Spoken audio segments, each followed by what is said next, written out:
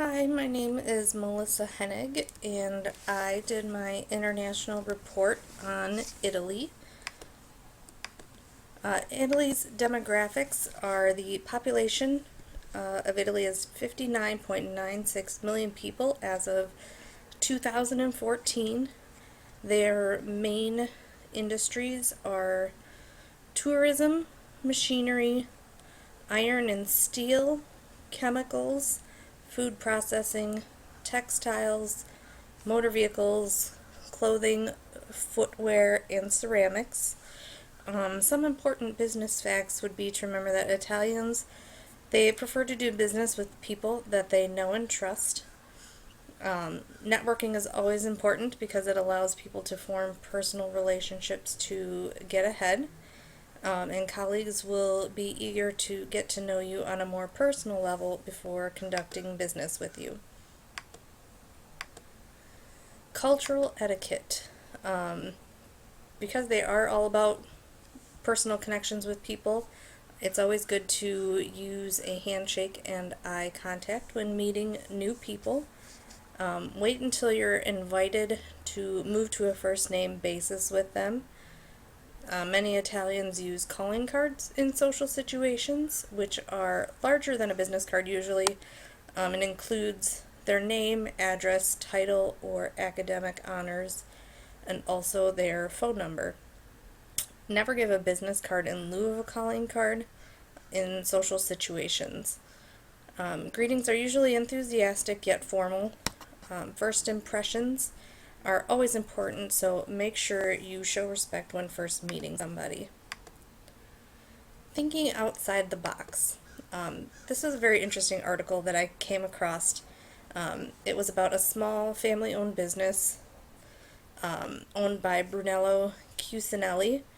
He's an owner of a luxury clothing brand over in Italy that shares his name. When the economy had kind of gone downhill, he was searching for new ideas to keep his business going.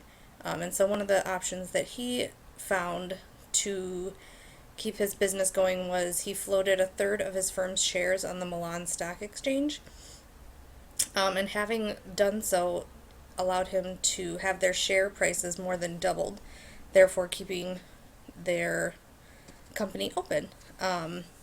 They also suggested that small firms could benefit from capital investment and provide funds to expand to their overseas market to keep in touch with the high demand of high fashion Italian clothing.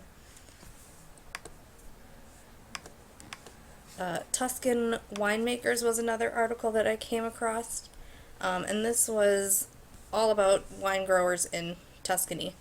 And it seems that the government is trying to put restrictions on the land that they can grow their grapes on.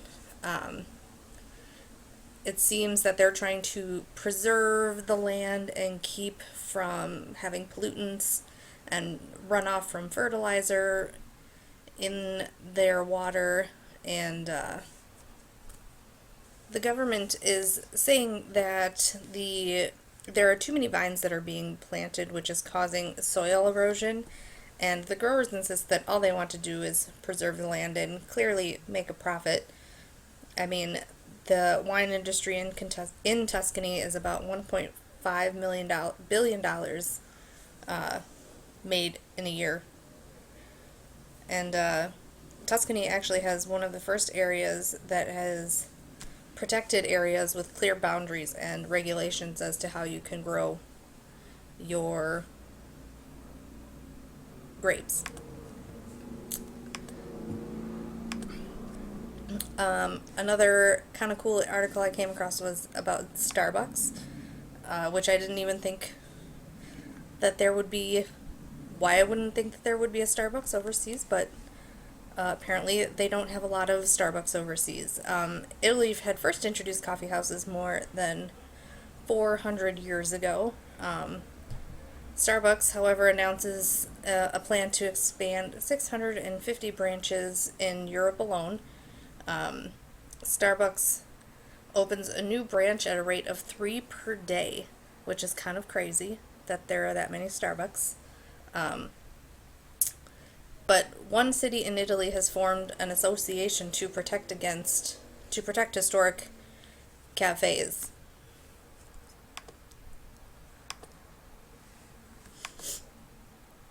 Um, Business trends over in Italy, I saw a lot about cloud computing, um, which I think is great for IT people. There's a lot of IT people out there, and I think it's a good way for companies who do business in the US and overseas to kind of meet in the middle. And I think it's a great way for companies to stay in sync with one another also, because that way all the information that the company has is all going to be in this one area that everybody can access. Um, and because of the cloud computing and the mobility solutions, IT security is going to be a huge market also, making it so that there are new requirements for IT security, therefore opening up more jobs for people. And then social everything. I mean, everything is all about social networking and, uh, Twitter, Facebook, Instagram, you name it. So the social generations are helping shape companies from the inside and helping to create and deliver the value to customers. And the mobility and connectedness will be at the heart of future business communications. So here's my little quiz. My first question is, what is Italy's population? Number 2 is, name 3 of the main industries in Italy. 3, Italians use a handshake and what when meeting new people? A calling card includes what personal information? Number 5, what is the total revenue from wines produced in Tuscany? 6, Tuscany approved a rural blank plan. Number 7, Starbucks plans to expand how many branches in Europe? 8, Starbucks opens branches at a rate of how many per day? 9, name 3 business trends. And 10, Italians prefer to do business with people whom they what?